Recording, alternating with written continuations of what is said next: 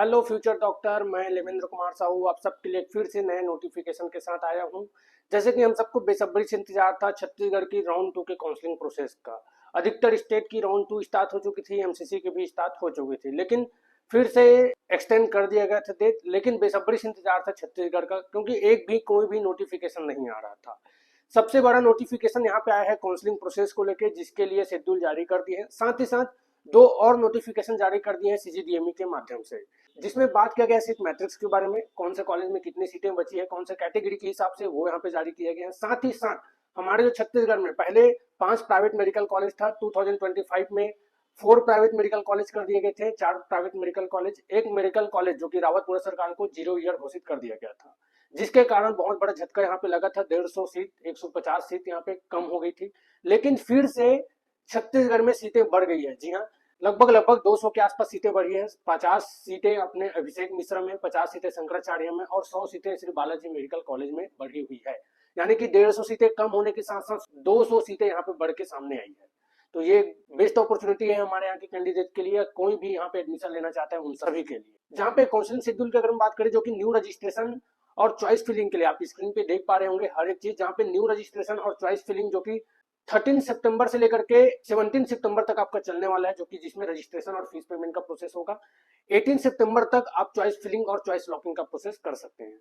रही बात अलॉटमेंट कब आएगा, कब आपको रिपोर्टिंग प्रोसेस करना है, इसका कोई भी अपडेट अभी सामने नहीं आया है।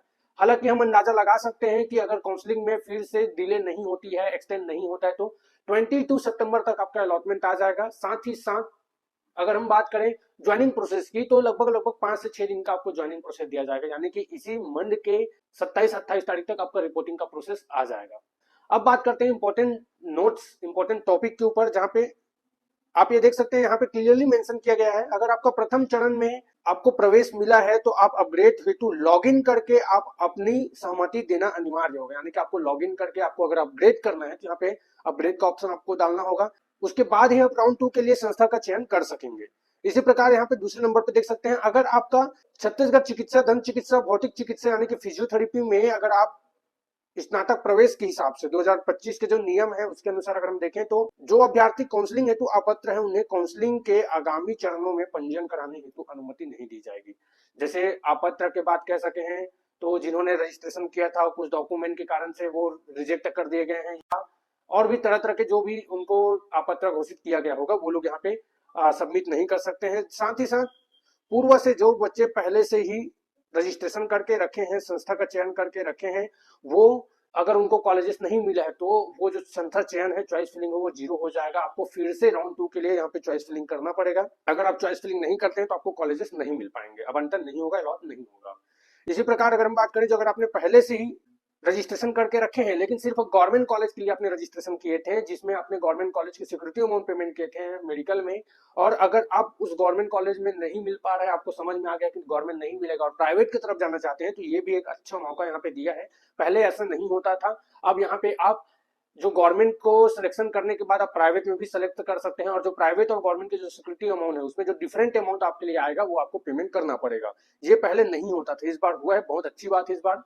इसी के साथ साथ अगर आपको दूसरे राउंड में या कोई भी थर्ड राउंड या स्पेशल स्ट्रीम में अगर आपको अलॉटमेंट आता है और आप उस सीट को छोड़ देते हैं, तो उस कंडीशन में जो आपने सिक्योरिटी अमाउंट जो अभी जमा किए थे, वो फॉरफिट कर दिया जाएगा, आपको रिटर्न नहीं होगा। तो आप इस चीज का सावधानी पूर्वक ध्यान रखें कि आपको जो कॉलेज चाहिए वही कॉलेज डालें, अन्यथा ऐसा कॉलेज मत डालें जो आपको चाहिए ही नहीं, और आप उस कॉलेज को छोड़ते हैं तो आपको जो पेमेंट किए थे सिक्योरिटी अमाउंट, वो भी आपका डूब जाएगा। तो इस प्रकार से इंपॉर्टेंट टॉपिक है। कुछ और यहाँ पे 2 टॉपिक आए हैं, उसको आप देख सकते हैं। आप बिना कोई इन्फॉर्मेशन के आप अपना फॉर्म फिलअप मत करें। अगर आपके मन में कोई भी छोटा सा भी डाउट है, तो आप कमेंट करें या कॉल करके इन्फॉर्मेशन ले, ताकि आपको जो डाउट है वो क्लियर हो और आप बड़ी आसानी से आप आगे फॉर्म फिलअप कर सकें।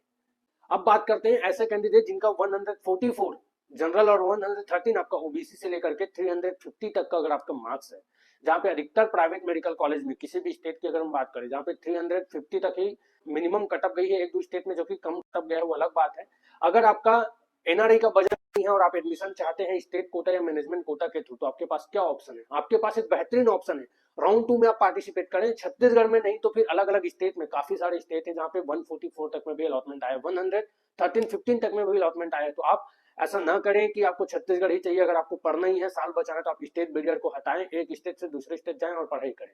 अब आपको ये जानकारी लेना बहुत जरूरी हो जाएगा कि हमको किस स्टेट में जाना चाहिए, कौन सा प्राइवेट मेडिकल कॉलेज अच्छा रहेगा, स्टेट कोटा या मैनेजमेंट कोटा में क्या फीस जाती है, एनआरई कोटा में हमको नहीं करना है। ए टू जेड अपडेट के लिए आप नीचे दिए नंबर पे कांटेक्ट कर सकते हैं, क्योंकि हमारा काम ही है काउंसलिंग और एडमिशन का प्रोसेस हम करते हैं पैड काउंसलिंग सर्विस के माध्यम से, काउंसलर के माध्यम से, एक सर्विस प्रोवाइडर के माध्यम से।